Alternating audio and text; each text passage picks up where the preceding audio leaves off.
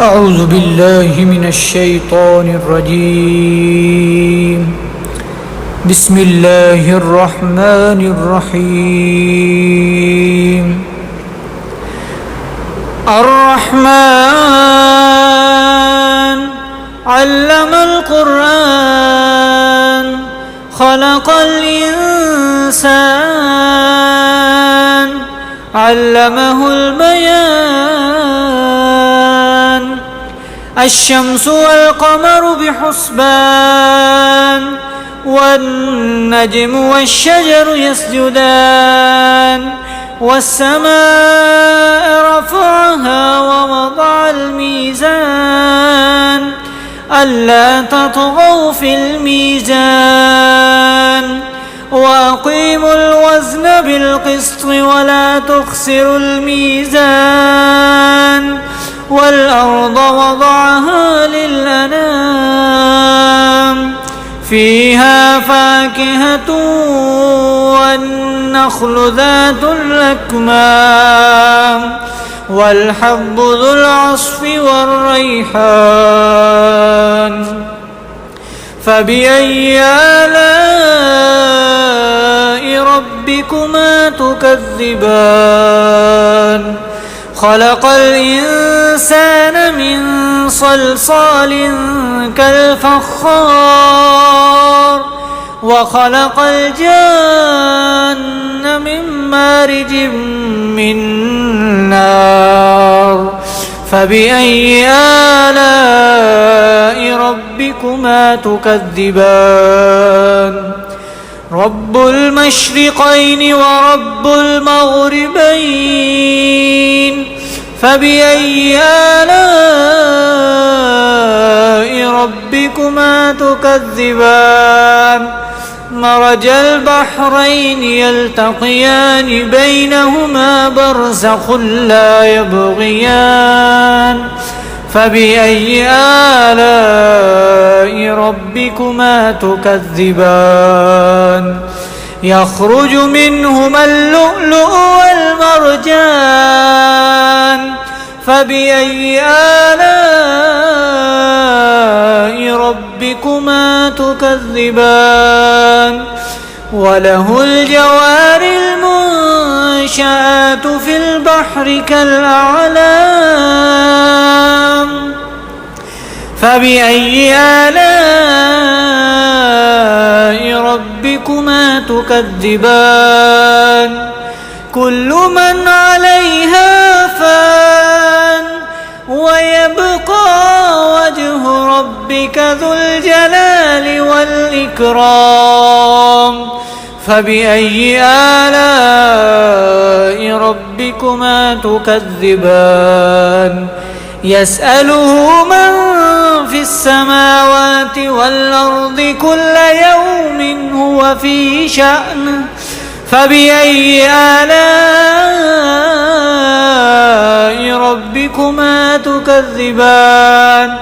سنفرغ لكم أيها الثقلان.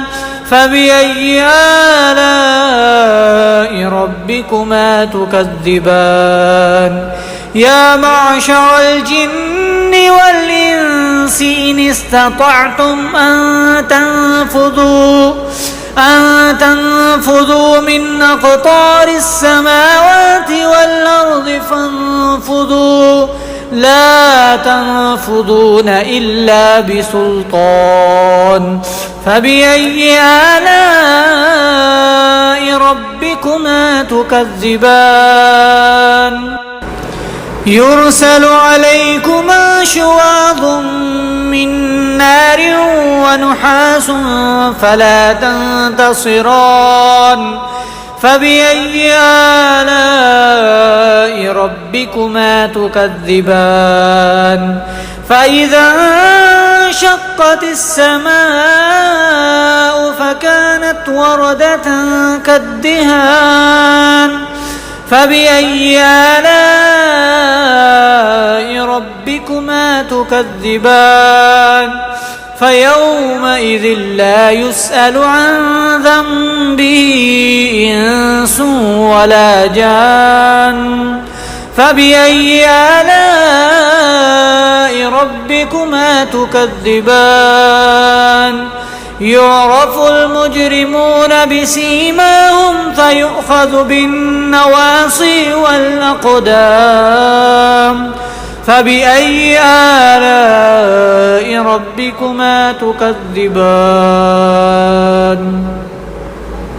هذه جهنم التي يكذب بها المجرمون يطوفون بينها وبين حميم آن فبأي آلاء ربكما تكذبان ولمن خاف مقام ربه جنتان فبأي آلاء ربكما تكذبان ذواتا أفنان فبأي آلاء ربكما تكذبان فيهما عينان تجريان فبأي آلاء ربكما تكذبان فيهما من كل فاكهة